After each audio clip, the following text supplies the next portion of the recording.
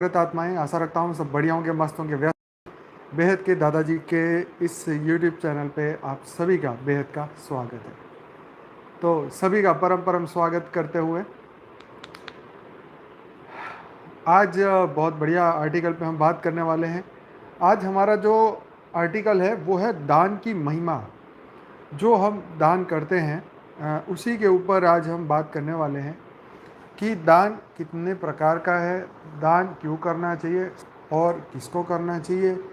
और बहुत इसको एग्जाम्पल के साथ, गहराई के साथ, शास्त्रों में जो बताया गया है उसी के अनुसंधान से हम समझेंगे कि दान का क्या महत्व है। जब हम एक हाथ से दिया गया जो दान है वो हजारों हाथों से लौट के आता है। तो इस पे भी हम चर्चा करेंगे। तो आज का आ, ये जो एपिसोड है बहुत इंटरेस्टिंग है, ज़रूर से समझिएगा, समझने की कोशिश करिएगा। अति गहराई में इसका क्या भावार्थ निकलता है ये भी आप समझिए। तो मनुष्य जीवन के अंदर जो है हम हमेशा जो सात्विक है, जो सतो प्रधान है, वो हमेशा देने वाला है। वो हमेशा सोचता है कि जो उसके पास है ना, तो वो ये सोचता है कि क्यों ना कुछ ऐसा समाज के लिए करूं। जैसे कृष्ण ने भी अर्जुन को बताया था कि समाज के लिए स्थित प्रज्ञ बन के तू कल्याण का भाव तुला।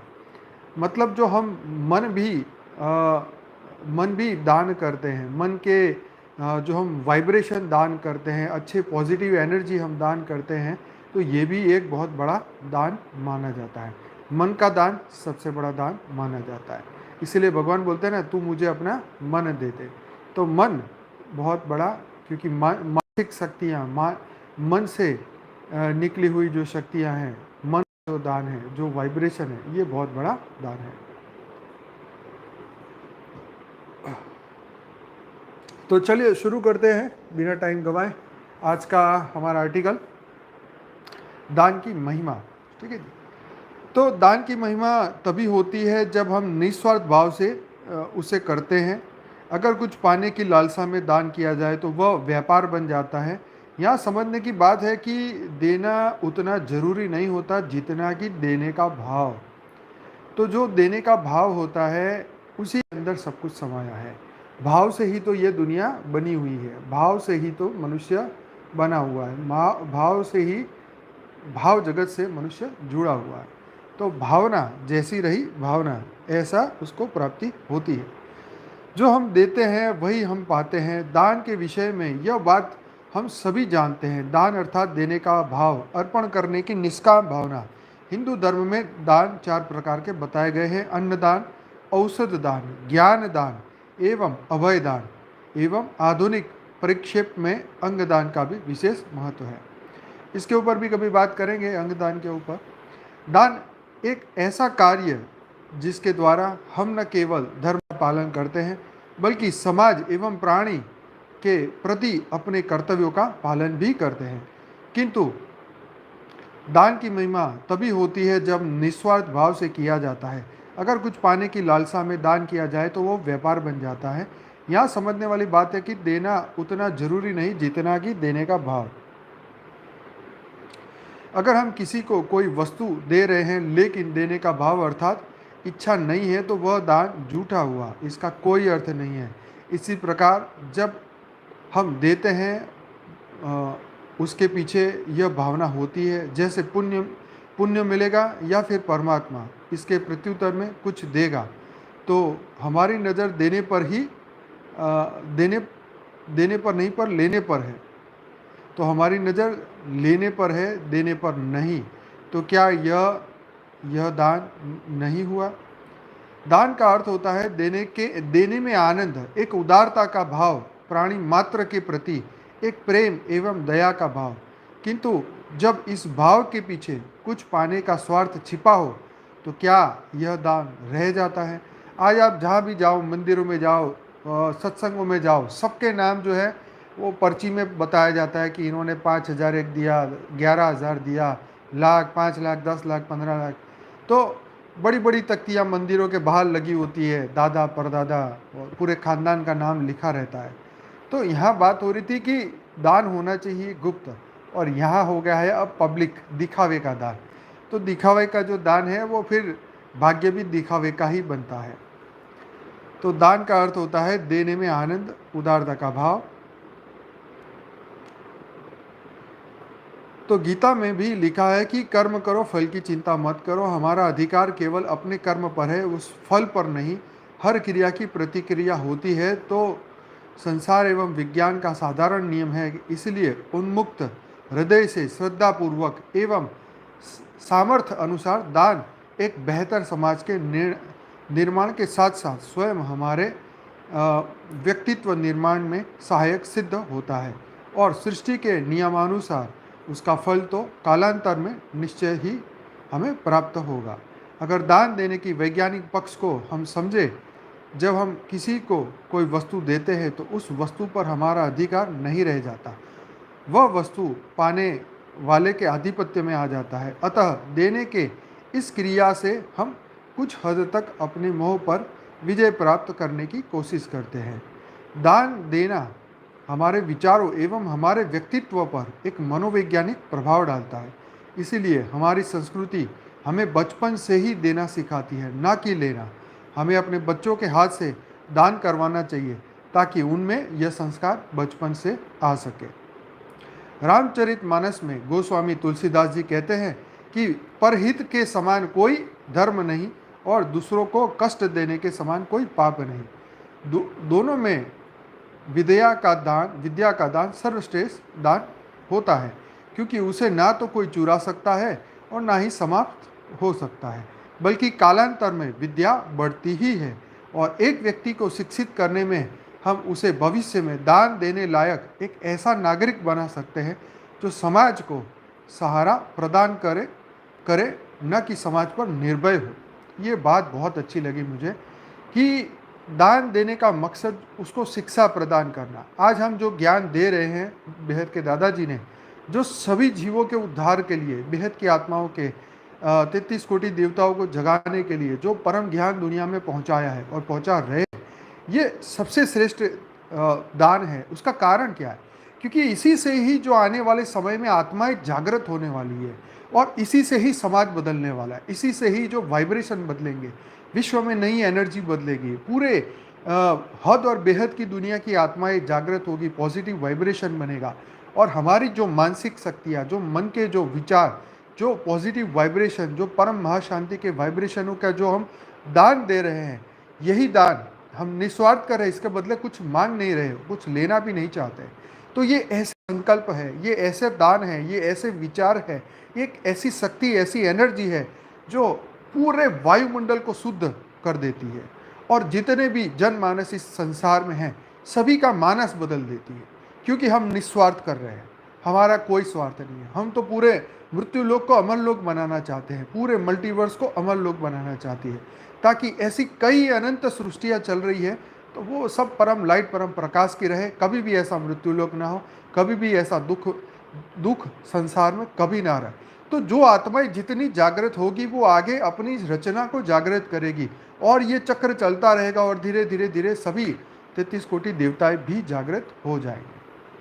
क्योंकि सब मनुष्य बन चुके हैं और अज्ञान जो है हर एक के अंदर छा चुका है। तो इस अज्ञान को हटाने के लिए, ज्ञान को पहुंचाने के लिए जागृति, यस, तो बेहद की सेवा है, बेहद का दान, बेहद का ज्ञान दुनिया तक पहुंचाना, ज्ञान दान महादान। तो इसी प्रकार आज के परिप्रेक्ष्य में जैसे रक्त एवं अंगदान समाज की जरूरत है, जो दान किसी जीव के प्राणों की रक्षा करे, उससे उत्तम और क्या हो सकता है। हमारे शास्त्र में जैसे ऋषि दधीची का वर्णन है, जिन्होंने अपनी हड्डियां तक दान में दे दी। कर्ण का वर्णन है, जिन्होंने अपने अंतिम समय में भी अपना स्वर्ण दंत याचक को दान में दिया। देना तो हमें प्रकृति रोज सिखाती है। सूर्य अपनी रोशनी, फूल अपनी खुशबू, पेड़ अपने फल, नदियाँ अपना जल, धरती अपना सीना छल्ली करके भी दोनों हाथों से हम पर अपनी फसल लुटाती है। कमाल की बातें हैं। इसके बावजूद न तो सूर्य की रोशनी कम हुई, न फूलों की खुशबू, न पेड़ों की फल कम हुए, न ही नदी का जल। अतः दान का एक हाथ से देने पर अनेकों हाथों से लौटकर हमारे पास वापस आना। बस शर्त यह है कि निस्वार्थ भाव से श्रद्धापूर्वक समाज की भलाई के लिए ये करना चाहिए, ये किया होना चाहिए। अब मन से सेवा करके लोग और साधु संत भगवान की प्राप्ति करते हैं। देखो बहुत बड़ी बात, ये शास्त्रों में लिखी बात है कि मन से सेवा करके जो लोग मन से सेवा करते हैं, जो साधु जो मन से सेवा करते हैं, वो भगवान की प्राप्ति करते हैं। सबसे बड़ा दान जो है वो मन का दान है। मैंने जैसे ही शुरुआत में कहा, मन प्रभु को दे दो। शास्त्रों के अनुसार दान की सेवा सब नहीं कर सकते, है ना। धन की सेवा सब नहीं कर सकते। शास्त्रों के अनुसार दान, सेवा और धन की सेवा सब नहीं कर सकते। जिसके पास रोटी का भी इंतजाम नहीं है, सिर्फ 2 रोटी ही कमाता है, सिर्फ 2 रोटी ही उसको मिलती है, और उसमें से भी वो आधी रोटी प्रभु के लिए अर्पण करता है, तो वो आत्मा तो उच्च कोटि की होगी। और आधी रोटी भी परमात्मा के लिए वो लगाता है, तो शास्त्र कहते हैं उसे कभी भी दंड नहीं मिलता। लेकिन ये तो बहुत बड़े त्याग की बात है, और ये कोई कोटों में कोई में भी कोई कर सकता है, उसको जीवन में दंड नहीं मिलता। तो देखो दंड किनको मिलता है, ये शास्त्रों में बहुत अच्छी तरीके से बताया हुआ है। जिसके पास है और दान नहीं किया, उसको दंड मिलेगा। आज हम देखते हैं बड़े कंजूस लोग, बड़े अरबपति खरबपति, लेकिन समाज के लिए वो कुछ नहीं करते, है ना। तो परमात्मा के नाम पे हर इंसान को कुछ ना कुछ यथाशक्ति जो है वो करना चाहिए, ये यहाँ समझाया गया।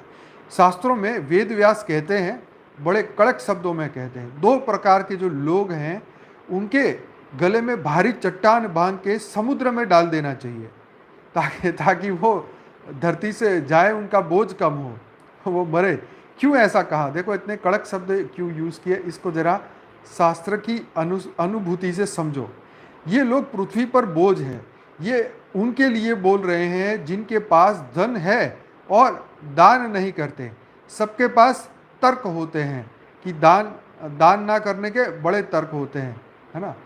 तो कोई कहता है बच्चों के लिए अभी तो जोड़ना है, अभी तो 10-10 लाख जोड़े, अभी तो 50-50 लाख अभी जोड़ना है ना, क्योंकि अब तो महंगाई बढ़ती जाती है।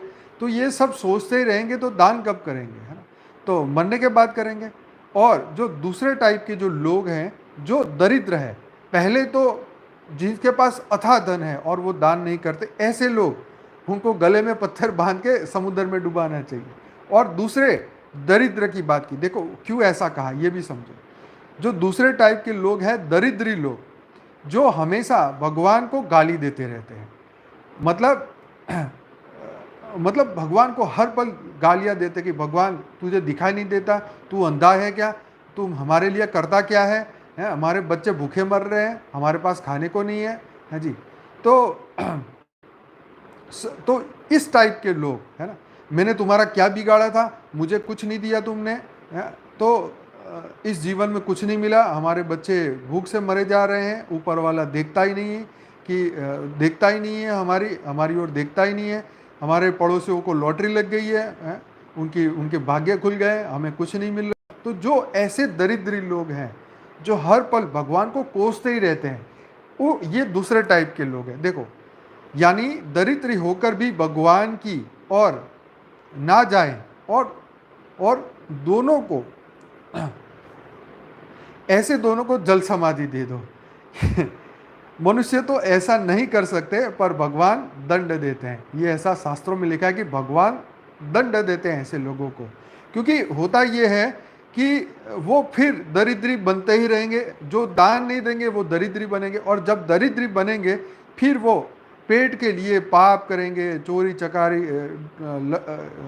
चोरी लूट डकैती करेंगे, फिर यही पाप उनके सामने आएगा, और पाप के कारण फिर दरिद्र बनेंगे, फिर वो बिल्ली कुत्ते गधे की योनि में डाल दिए जाएंगे, और फिर अगर पैसे वाले बन भी गए तो वो कंजूस बने रहेंगे, और दान न करने के कारण फिर दरिद्री बन जाएंगे। दरिद्री मतलब एकदम भिखारी से भी बदतर हालत बन जाते हैं। तो वेद व्यास जी कहते हैं जो दान नहीं करेंगे वो दरिद्री बनेंगे, फिर उसका मानव देह भी छिन जाएगा। ये बहुत बड़ी बात है कि मनुष्य का देह भी हाथ से निकल जाएगा, है ना।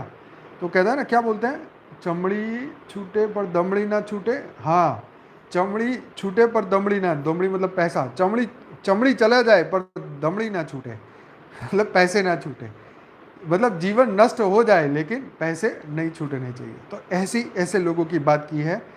तो मनुष्य को सोचना चाहिए कि भगवान ने सब कुछ तो दिया है, मैं तो निराकार था, मेरे पास तो कुछ नहीं था, कुछ लेके आया भी नहीं था। तो भगवान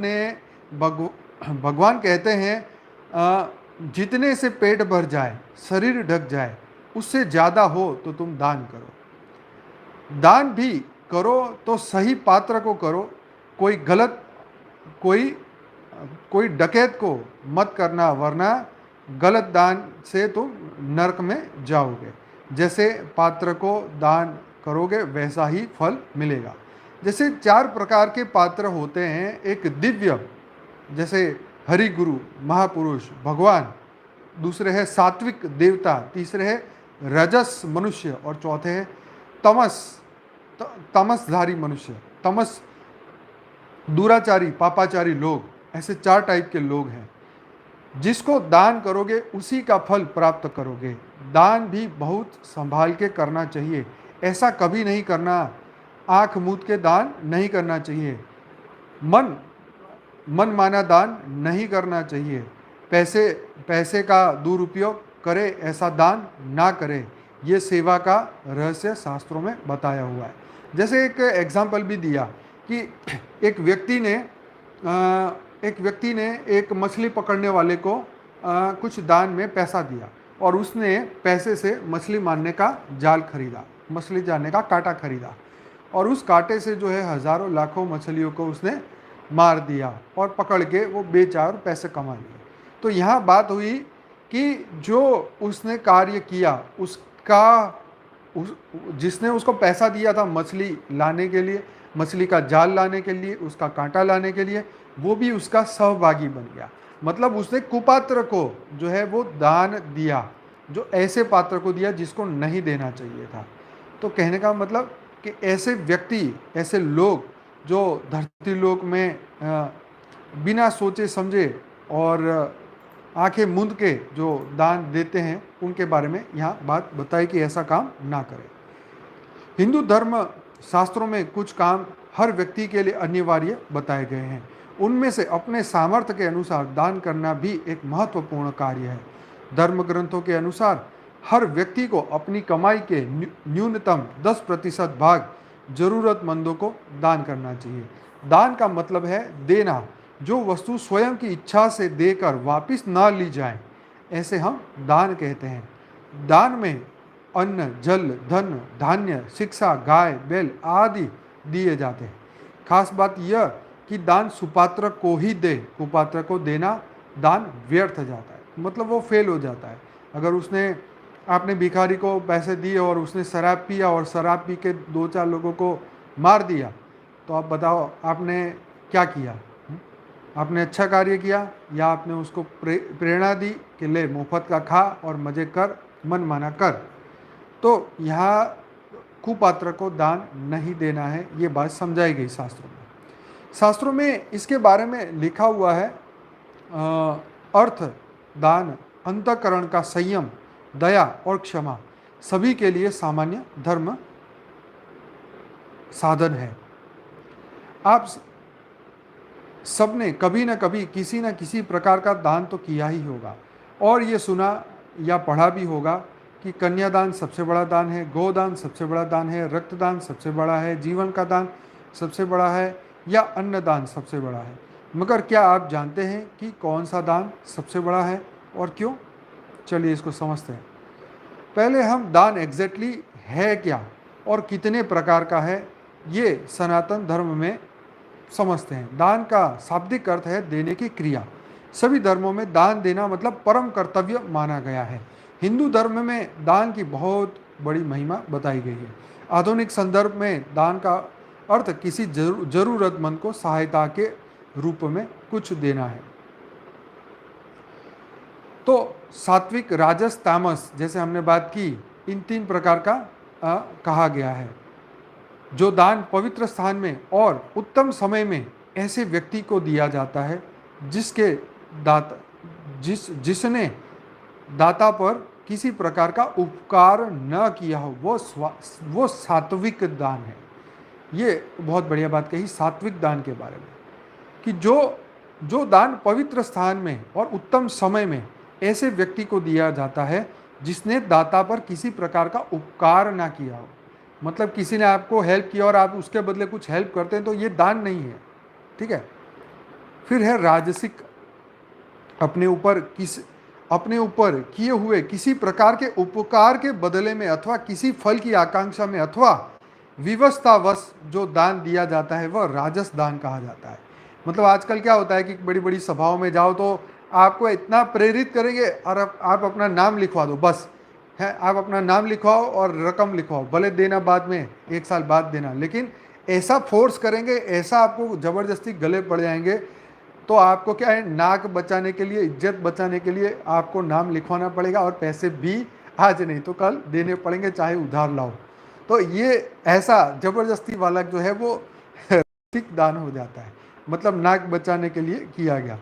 और आगे है तामसिक दान, अपवित्र स्थान एवं अनुचित समय में बिना सत्कार के अवज्ञता पूर्व एवं अयोग्य व्यक्ति को जो दान दिया जाता है वह तामस दान कहा गया है। देखो, कायिक, वाचिक और मानसिक, इन 3 दानों में पुनः दान के 3 भेद गिनाए गए हैं, इसको भी समझिए। संकल्प पूर्वक जो सुवर्ण, रजत आदि दान दिया जाता है वह कायिक दान है। अपने निकट किसी भी भयभीत व्यक्ति आने पर जो अभय दान दिया गया है वह वाचिक दान है। जप और ध्यान प्रभूति का जो अर्पण किया जाता है उसे मानसिक दान कहते हैं। इसके अलावा दूसरे प्रकार के भी दान है, जैसे विद्या दान, विद्या देना, भूदान, जमीन देना, अन्नदान, खाना देना, कन्यादान, वर को जो विवाह के लिए लड़की देते हैं वो भी, और गोदान, गाय का दान करना। हमने कई लोगों को देखा कि जब मृत्यु का समय नज़दीक होता है तो ब्राह्मण बोलते कि जाओ अब जाके गाय का दान दो तो स्वर्ग मिलेगा। तो वो, क्योंकि पैसे तो है, पूरी ज़िंदगी पैसे इकट्ठे किए, अब अच्छा कार्य कमाना है, स्वर्ग में जाना है, तो जाके कोई आश्रम में, गौ आश्रम में जाते हैं, कोई गाय परचेस करके जाते हैं, वहाँ जाके दान कराते हैं, या फिर गाय का जो कीमत है वो गौ आश्रम में जाके दे आते हैं, उनका चारा दे आते हैं, उनका खाना दे आते हैं। तो ये सब मृत्यु के भय से किए गए दान है। तो ऐसे दान का ज़्यादा महत्व नहीं है, क्योंकि अब पता है मृत्यु सामने खड़ी है, अब देने का क्या फ़ायदा। जब जो कार्य जीते जी अच्छी अवस्था में, अच्छे मन से, अच्छी बुद्धि से किया जाए तो वो बहुत अच्छा दान माना जाता है। तो ज्ञान दान, महादान, सबसे बड़ा यज्ञ ज्ञान दान का महायज्ञ। जिस व्यक्ति को दान दिया जाता है उसे दान का पात्र कहते हैं। तपस्वी, वेद और शास्त्रों के जानने वाला और शास्त्र में बतलाए हुए मार्ग में अनुसार स्वयं आचरण करने वाला व्यक्ति दान का उत्तम पात्र है। जैसे महापुरुष, तो महापुरुष उस दान को सही जगह पे लगाते हैं, उसका उत्तम उपयोग करते हैं, समाज के लिए उत्तम उपयोग करते हैं। वो उसमें से एक तिनका भी अपने लिए उपयोग नहीं करते, तो वो निस्वार्थ सेवा करते हैं। तो ऐसा दान जो है वो सच्चा दान है। यस, नचिकेता की बहुत बढ़िया बात है उसमें है, उसने उसके फादर को बोला कि तुम ऐसी बूढ़ी बूढ़ी गायों को तुम दान में दे रहे हो, इससे अच्छा तुम अच्छी गायों को दान में दो। तो तुम सबको दान में देने जा रहे हो, तो इससे अच्छा तुम मुझे किसको दान में दोगे। तो जब उसके पिता को गुस्सा आया तो उन्हें कहा कि मैं तो तुझे यम को दान में दूंगा। यम को मतलब मृत्यु को दान में दे दिया। तो उन्होंने संकल्प कर दिया। तो अब लड़के ने बोला ठीक है, आपने संकल्प किया है तो मैं इसको पूरा करूँगा। तो इसकी पूरी कहानी हमने कई बार डिस्कस की है, आप भी जरूर पढ़िए, इससे बहुत अच्छा ज्ञान समझ में आता है। तो यहाँ गुरु का प्रथम स्थान है। इसके अनंतर विद्या, गुण एवं वय के अनुपात्र से पात्रता मानी जाती है। गीता में कहा गया है कि दान के बारे में सुनिए क्या कहा गया है दान यह मानव जीवन को पवित्र करने वाला कार्य है। मनुष्य को दान करना चाहिए। हमारा नीति शास्त्र कहता है, कान में कुंडल किस प्रकार के हैं अथवा अलंकार किस प्रकार के हैं, इससे कान शोभा नहीं देते, किंतु कानों ने कितना और कैसा श्रवण किया है वह महत्व का है। हाथ दान से शोभा देते हैं, कंकड़ों से नहीं। मतलब सोने के ब्रेसलेट से, सोने की जो हम चेनें पहनती हैं उससे नहीं। हाथ में पहनने से हाथ शोभा नहीं देता। मनुष्य का शरीर भी करुणा तथा परोपकार से शोभा देता है, चंदन से नहीं, ये शास्त्रकार कहते हैं। आगे कहते हैं, देते जाओ और भोगते भोगते जाओ। जितना आज भोगते हो उतना आपका, जितना दिया होगा उतना भी आपका।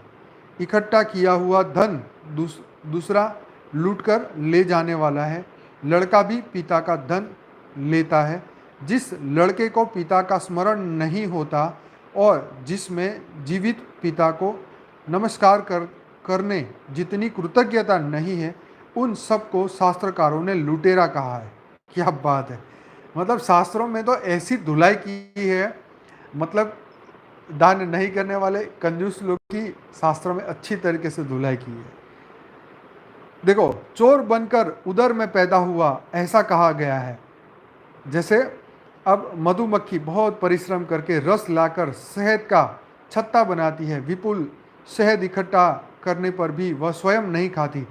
एक दिन मनुष्य आता है और आग सुलगाता है और छत्ता निकालकर इकट्ठा किया हुआ सब शहद ले जाता है। इसीलिए शास्त्रकार कहते हैं कि दान करना यह पवित्र में पवित्र बात है। तो एक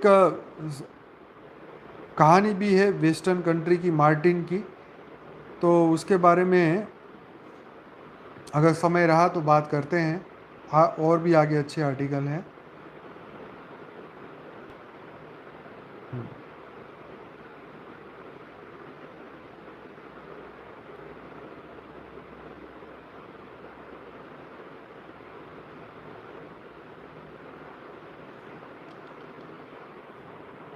अब दातव्य अति यत दानम, इसने मेरे लिए क्या किया है इसका विचार ना कर, अपना कर्तव्य समझकर देना चाहिए। देश काल और योग्य पात्र देखकर किया हुआ दान सात्विक दान है। पैसा देना इसका अर्थ दान नहीं है। तुम जो रुपये व्यय करते हो उससे सात्विकता बढ़ती है या नहीं, सुसंस्कारिकता बढ़ती है या नहीं, यह सब देखना चाहिए। ईश्वर के प्रति प्रेम न बढ़ता ना हो तो सब राक्षसी दान है। मधुर भाषा बोलकर मान अपमान न देखकर दिया हो तो वह दान नहीं है। जिसे देने के बाद देने वाले को अथवा लेने वाले को कलेश नहीं होता उसे सात्विक दान कहते हैं। मरते समय बिना समझे उदक, जल मतलब पानी, छोड़कर जो दिया जाता है उसको दान नहीं कहते। देखो, मैंने वही बात कही थी। लड़का उदक छुड़ाता है तब पिता मृत्यु के द्वार पर होते हैं। ऐसे समय एक यम पास खींचता है तो दूसरी तरह प्रेम पास खींचता है। यहाँ ये जीव नहीं जाता और उधर वे लोग रखने को तैयार नहीं होते। इस प्रकार जीव की खींचातान चलती रहती है।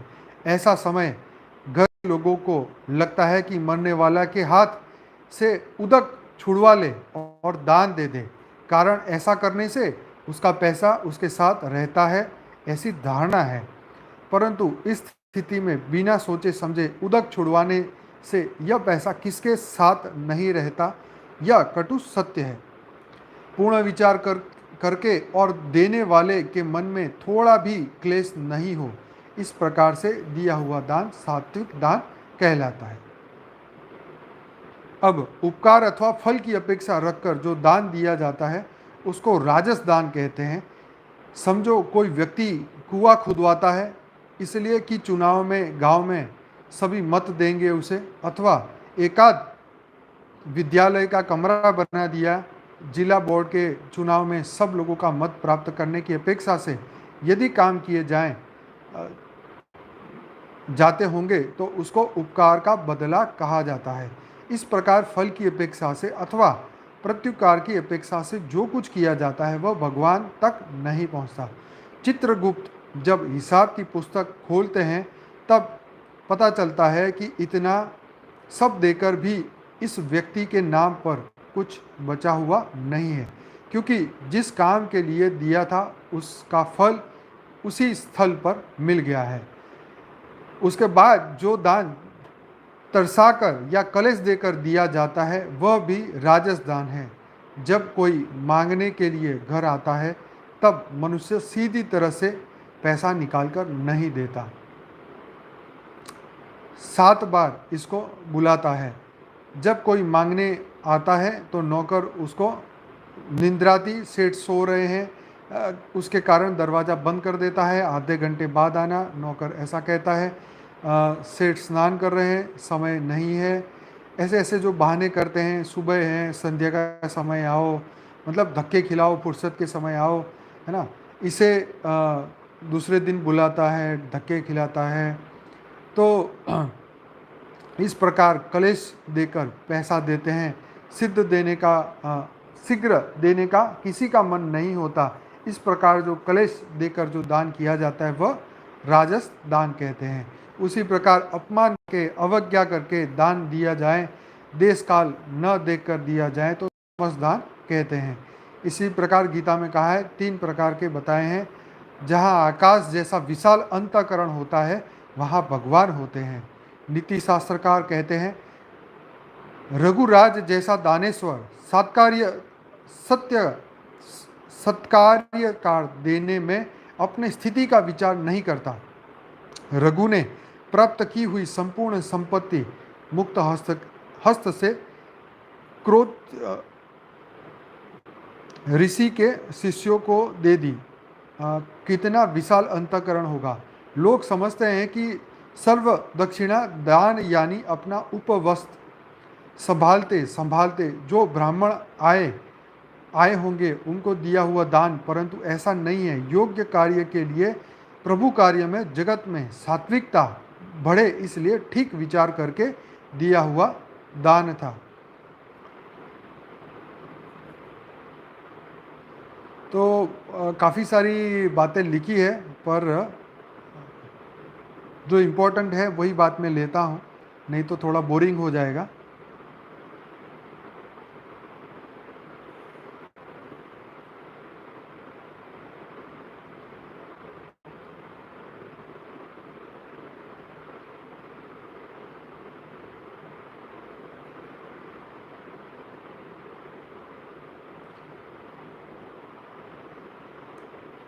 चलिए, तो ऐसा करता है, अभी आर्टिकल तो लंबा है पर अब इसको हम कल, बाकी का आर्टिकल हम कल पढ़ते हैं, कल इस पे चर्चा करते हैं। तो जो दान की महिमा बताई, तो व्यक्ति को कहीं ना कहीं जीवन में किसी न किसी प्रकार का उससे जरूर दान तो किया ही होगा। लेकिन हमारा देखो, यहाँ पात्र को ढूंढना, आज किसी भी मनुष्य के ऊपर विश्वास करना सबसे बड़ा मुश्किल कार्य है। इस तो सही बात, दान करते समय भी कर्म बंधन जुड़ता है। आज हम देखते हैं कि लोग रात को गरीबों की हेल्प करने कंबल बांट के आते हैं, तो एक अच्छा बात है। लेकिन वो गरीब फिर सुबह जाके वही कंबल को बेच आता है, फिर वहीं के वहीं। तो ये कई लोगों की प्रवृत्ति, मैं ऐसा नहीं कहता कि ये गलत है, ये नहीं करना चाहिए, ये सबकी अपनी अपनी प्रकृति है। मतलब जिसको जितना ज्ञान है वो इतना ही दान करता है। कोई अच्छे कार्य के लिए करता है, कोई हॉस्पिटल बनवाता है, कोई स्कूल बनाता है, विद्यालय बनाता है, कोई ज्ञान का दान करता है। तो सबका अपना अपना विवेक है, विचार है, ज्ञान है, उसी के अनुसार करता है। तो चलिए, ये तो दान की प्रवृत्ति एक अच्छा कर्म है। कल इसको मैं दूसरा पार्ट इसको और लेके आऊँगा आपके सामने, जो कि अभी इंटरेस्टिंग पार्ट है, लेकिन समय हमारा कम था और इसलिए मैं अभी इस पे ज़्यादा नहीं जा रहा हूँ। कल इसी पार्ट को थोड़ा आगे बढ़ाएंगे, थोड़ा और समझाएंगे। परंतु यहाँ ये समझने की बात है कि यहाँ पे हम जो एक सत्कर्म करते हैं तो ये हमें परलोक की ओर, ये हमें परलोक में मिलता है। ये क्योंकि हम तो ज्ञानी हैं, हम तो इस जन्म के लिए तो कुछ करते ही नहीं हैं।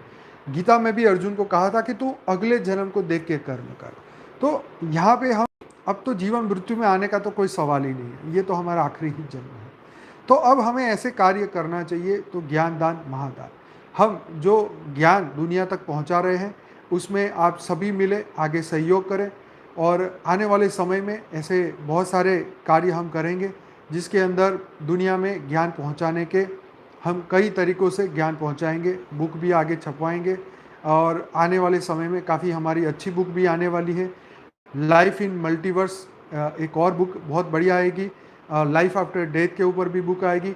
बहुत कुछ होने वाला है आने वाले समय में। बस आगे बढ़ते रहिए, अपने आप को मन से बुद्धि से तैयार करते रहिए, और अपने मन का जो दान है परमात्मा को, क्योंकि मन का जो हमारी जो वैराग्य वृत्ति है, हमें दान करने से खुशी मिलती है। हमें जो हम संकल्प, जो पॉजिटिव एनर्जी धरती लोक पे डाल रहे हैं, परम शांति के वाइब्रेशन हम धरती लोक में पहुंचा रहे हैं, ज्ञान का दान दे रहे हैं, ज्ञान को हम फॉरवर्ड कर रहे हैं, व्हाट्सएप पे हम लिंक भेज रहे हैं, हमारी जो बुक्स हैं वो हम ज्ञान दुनिया में पहुंचा रहे हैं। तो ये भी बहुत बड़ी एक सेवा है, एक दान है।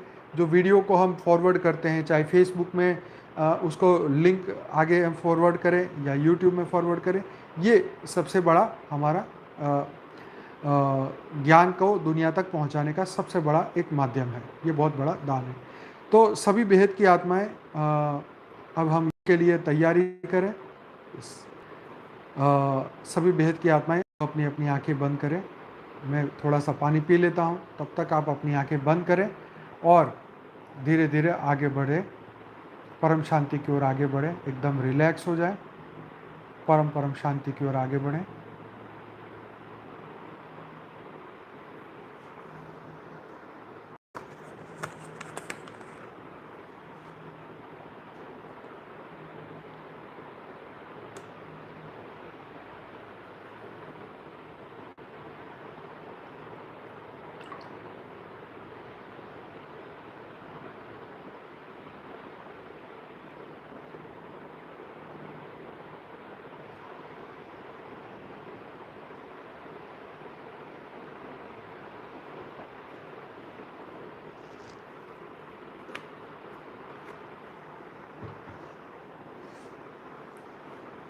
सभी बेहद की आत्माएं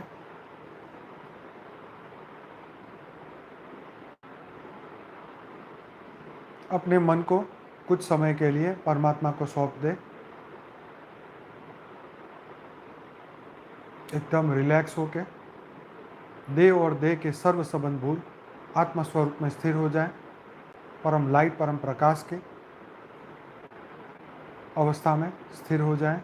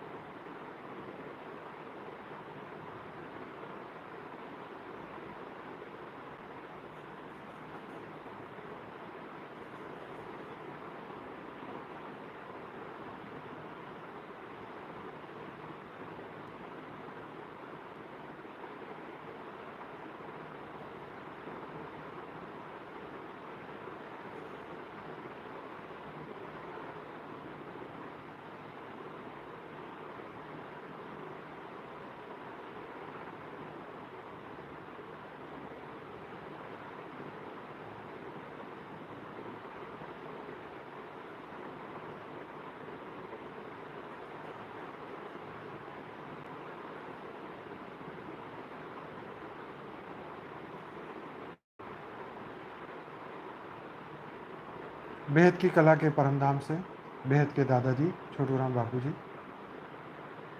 हम सभी आत्माओं को, बेहद की आत्माओं को परम लाइट, परम प्रकाश दे रहे हैं, अनंत अनंत शक्तियाँ दे रहे हैं।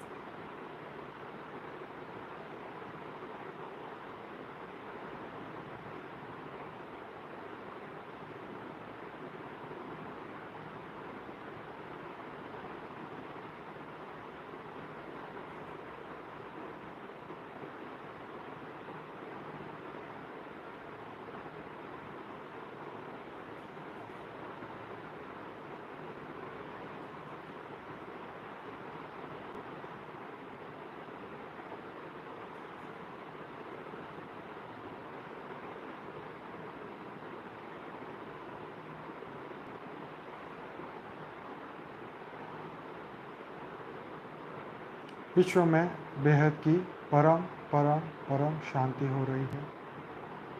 चारों ओर परम प्रकाश, परम लाइट फैल रही है। धरती लोक का सभी मनुष्य परम परम परम शांति की अनुभूति कर रहे हैं। विश्व में परम परम परम शांति हो रही है। चारों ओर परम लाइट, परम प्रकाश फैलता जा रहा है। चारों ओर बेहद की परम परम परम शांति हो रही है।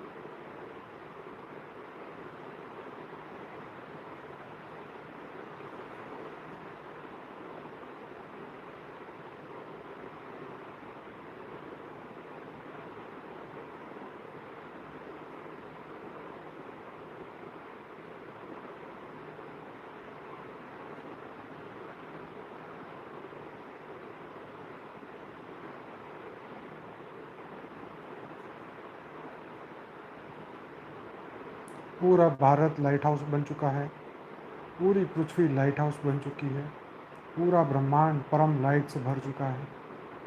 बेहद की कला की एनर्जी, बेहद की कला का पावर संपूर्ण पृथ्वी पे आ चुका है। पूरा मृत्युलोक अमरलोक बनता जा रहा है। सभी दिव्य आत्माएं, जागृत आत्माएं जाग रही हैं। 33 कोटि देवताएं जागृत हो रहे हैं। परम लाइट, परम प्रकाश चारों ओर धरती पे आ रहा है।